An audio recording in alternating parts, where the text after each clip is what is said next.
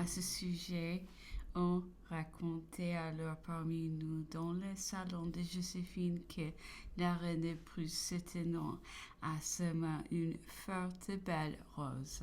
L'empereur la lui avait demandé. La reine avait d'abord hésité quelques instants, disait-on, puis elle l'avait donnée. Pourquoi faut-il que je vous donne si facilement?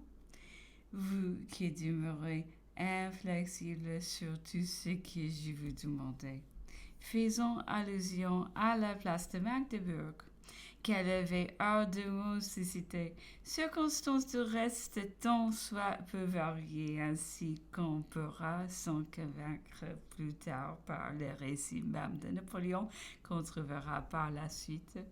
Telle était pourtant la nature des rapports privés que des ouvrages anglais d'un certain mérite ont défiguré au point de démontrer l'empereur comme un tyran farouche, insolent et brutal, fait à faire violence à l'aide de ses mamelouks à cette belle reine, sous les yeux même de son mari malheureux.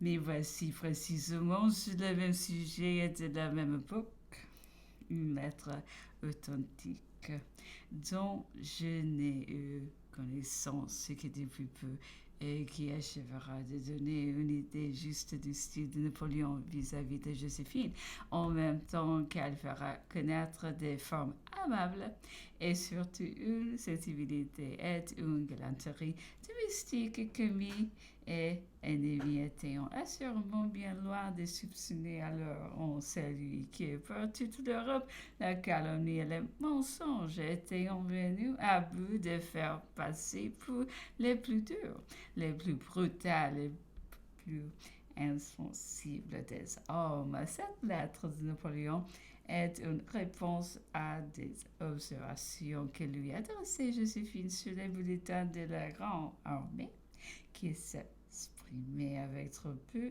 de management sur la reine de Prusse.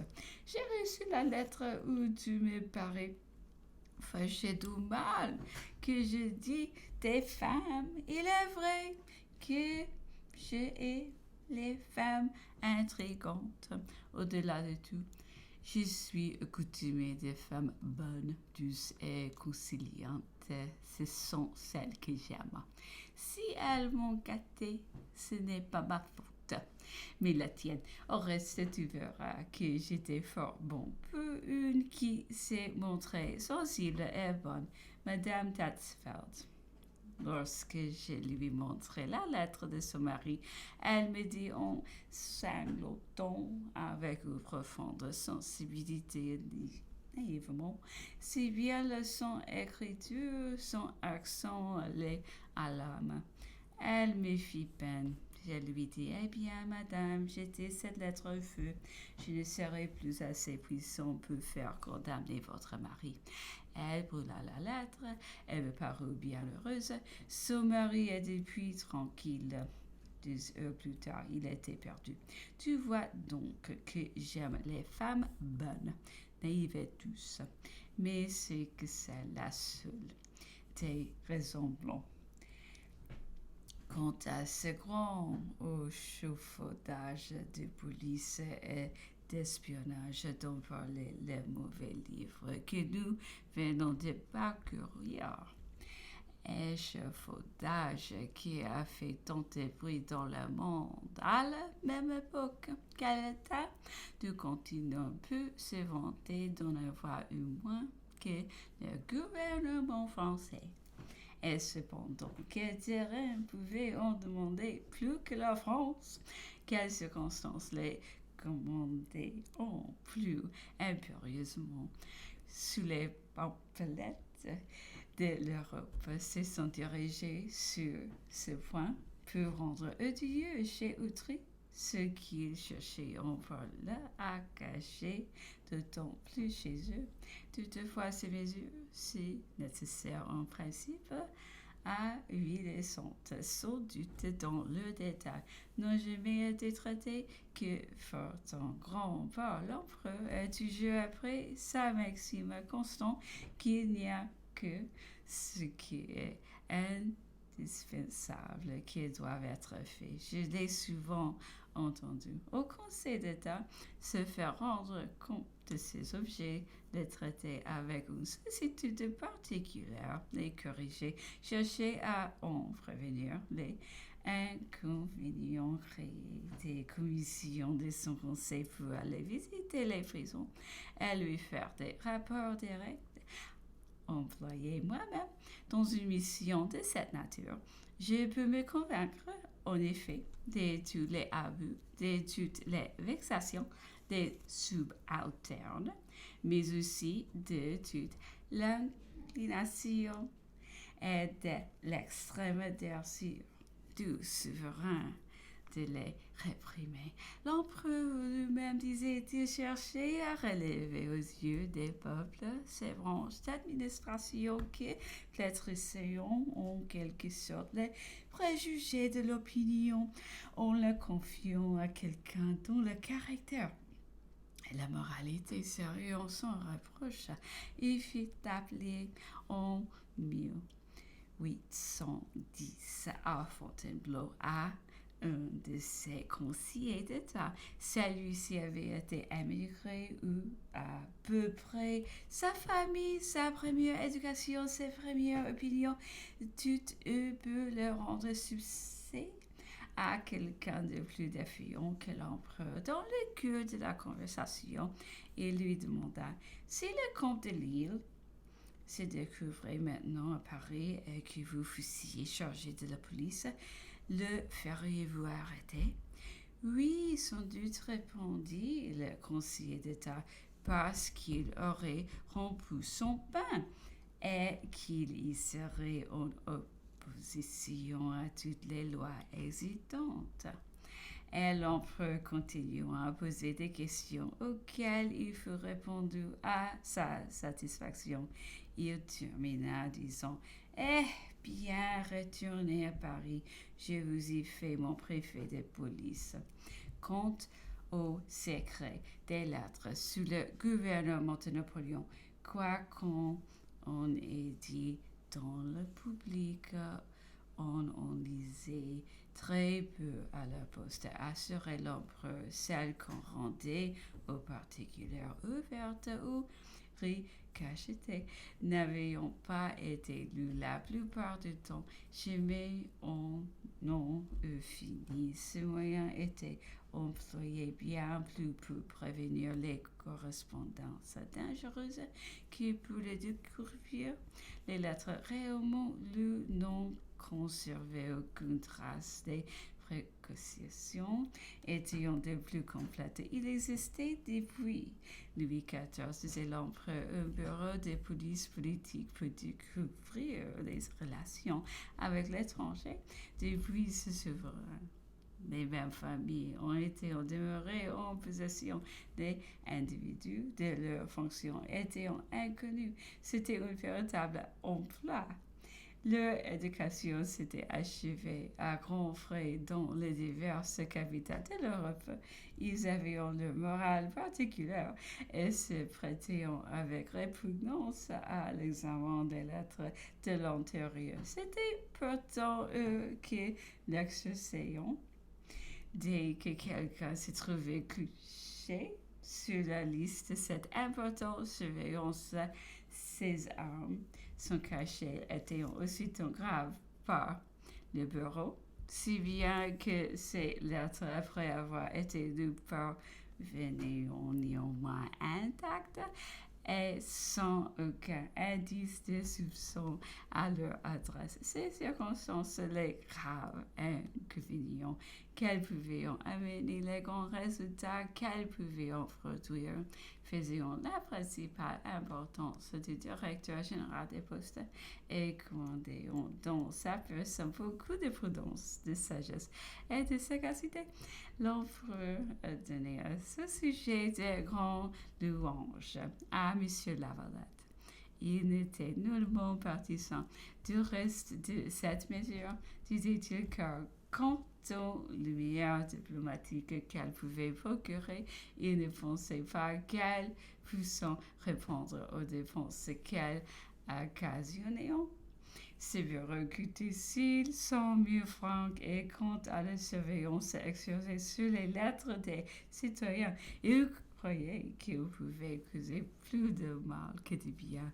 Rarement, disait-il, les conspirations se traitent par cette voie et quant aux opinions individuelles obtenues pour les correspondances épistolaires, elles peuvent devenir plus funestes qu'utiles au prince, surtout avec notre caractère. De qui nous nous plaignons nous pas avec notre expansion et notre mobilité nationale, telle que j'aurais maltraité à mon éveil, observait-il, écrira dans le jeu que je suis un tyran. Il m'a comblé de louanges la veille. Et le lendemain, peut-être, il sera prêt à donner sa vie pour moi. La violation du secret des lettres peut donc faire perdre au prince ses meilleurs amis en lui inspirant à tort de la méfiance des préventions, d'autant plus que les ennemis capables d'être dangereux sont toujours assez rusés pour ne pas s'exposer à ce danger.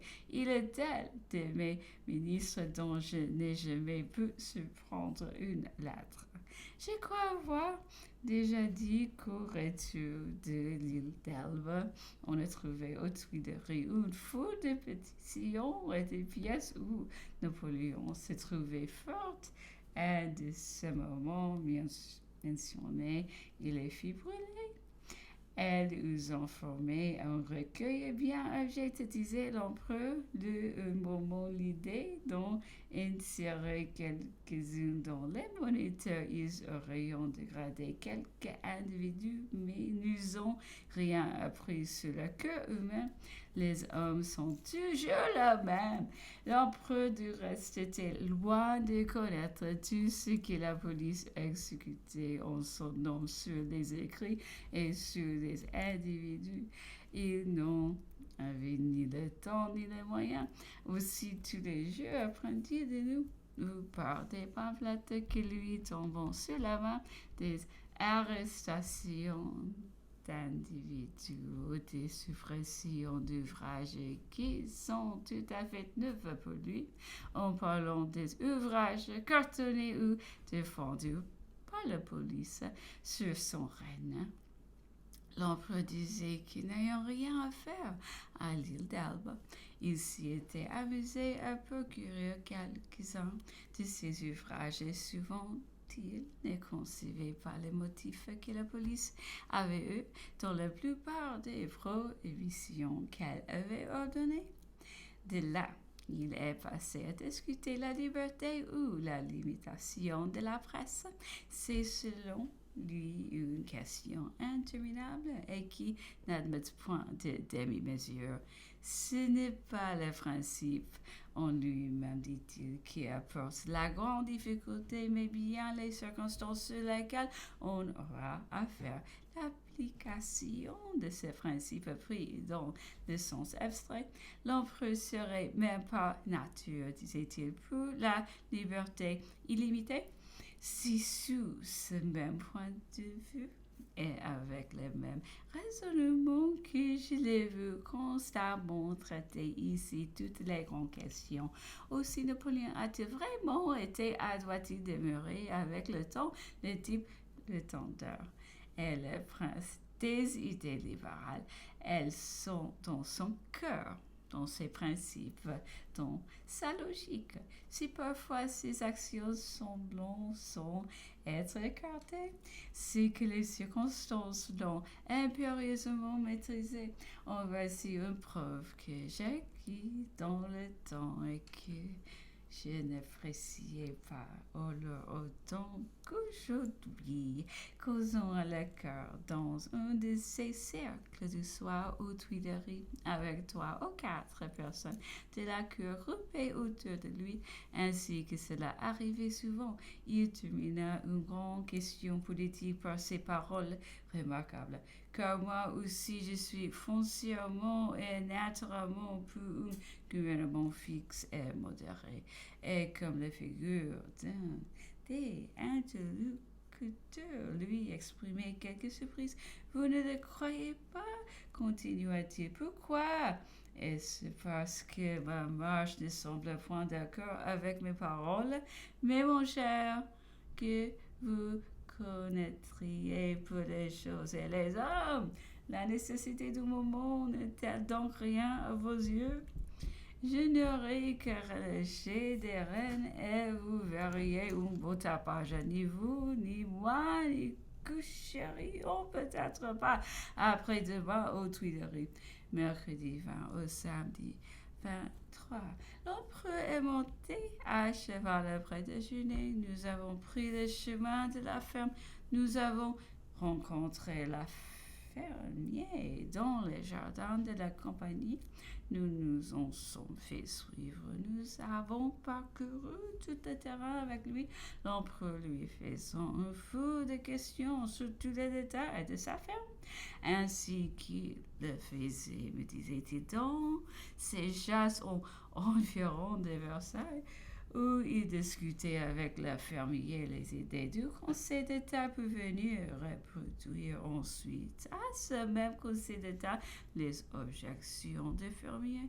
Nous avons plongé le terrain des langues de langue de la vallée jusqu'à ce que les chevaux n'ayant plus de passage, nous nous sommes vus contraints de rétrograder. Nous avons alors traversé le vallon, gagné le plateau du camp, couru jusqu'à la montagne des signaux et prolongé sa crête. Nous sommes venus en dehors du camp, puis la maison, six signaux, jusqu'au chemin qui conduit de Longwood chez Madame Bertrand. L'empereur voulait d'abord aller jusque chez elle, mais à mi-chemin, il s'est ravisé et nous sommes rentrés dans Longwood. Les instructions des ministres anglais à l'égard de l'empereur Saint-Hélène avaient été dictées avec cette dureté et ce scandale qui ont présidé en Europe à la violation solennelle du droit des gens. Un officier anglais devait être constamment à la table de l'empereur. Monsieur Barbert, qui nous eût privés de la douceur de nous trouver en famille. On ne s'en abstint que parce que l'empereur n'eût jamais mangé que dans sa chambre. Peut-être se répondait-il, et j'ai de bonnes raisons de la croix de n'en avoir pas agi ainsi à bord du Northumberland. Un officier anglais devait sans cesse accompagner Napoléon à cheval, jeune cruel qui tendait à ne pas lui permettre un moment de distraction dans sa malheureuse situation. On y renonça, du moins pour l'intérieur de certaines limites qu'on nous fixa à cet effet, parce que l'empereur avait déclaré qu'autrement il ne monterait jamais à cheval. Dans notre triste situation, chaque jour venait ajouter quelque chose à nos contrariétés. C'était sans cesse une piqûre nouvelle, d'autant plus cruelle que le mal s'établissait pour un long avenir, où serait, comme il était permis de l'être, nous étions sensibles à tout, et trop souvent les motifs qu'on nous donnait prenaient encore les couleurs de l'ironie. Ainsi, des sentinelles étaient mises à la nuit sous la fenêtre de l'empereur et jusqu'à nos portes. C'était, nous disait-on, pour notre propre sûreté. On gênait la libre communication avec les habitants. On nous mettait au secret et l'on répondait que c'était pour que l'empereur ne fût point importuné. Les consignes, les ordres variant sans cesse. Nous vivons dans la perplexité, dans l'hésitation, dans la crainte d'être exposés à chaque pas à quelque affront imprévu. L'empereur qui ressentait vivement toutes ces choses prit le parti d'en faire écrire à l'admiral par M. de Montholon. Il parlait avec chaleur et accompagnait ses paroles d'observations dignes de remarques. Que l'admiral ne s'attende pas, disait-il, que je traite aucun de ces objets avec lui. S'il venait de mon juste ressentiment, il me trouverait le visage aussi riant et la conversation aussi insignifiante que des coutumes. Non qu'il y ait de la dissimulation de ma part, ce ne serait que le fruit de mon expérience. Et je me souviens encore du Lord Whitworth qui remplit l'Europe d'une longue conversation avec moi, dont à peine quelques mots étaient vrai. Toutefois, ce fut alors ma faute. Elle fut assez forte pour me prendre à n'y plus revenir. Aujourd'hui, l'empereur a gouverné trop longtemps pour ne pas savoir qu'il ne doit point se commettre à la discrétion de quelqu'un auquel il donnerait le droit de dire un faux. L'empereur m'a dit cela, car l'empereur n'aurait pas même la ressource d'affirmer que non un témoignage en vaut un autre. Il faut donc de nécessité qu'il emploie quelqu'un qui puisse dire au narrateur qu'il ment dans ce qu'il lui fait dire et qu'il est prêt à lui rendre raison de son expression, ce que l'empereur ne saurait faire. La lettre de M. de Montholon était vive. La réponse fut injurieuse et brutale. On ne connaissait pas telle chose à Sainte-Hélène qu'un empereur. La justice et la modération du gouvernement anglais à notre égard seraient l'admiration des âges futurs. Les docteurs, au mieux, fut chargé de accompagner cette réponse écrite d'additions verbales les plus révoltantes, de demander, par exemple, si l'empereur désirait que l'admiral lui envoyait le livre et des lettres anonymes atroces qu'il avait reçues à son adresse.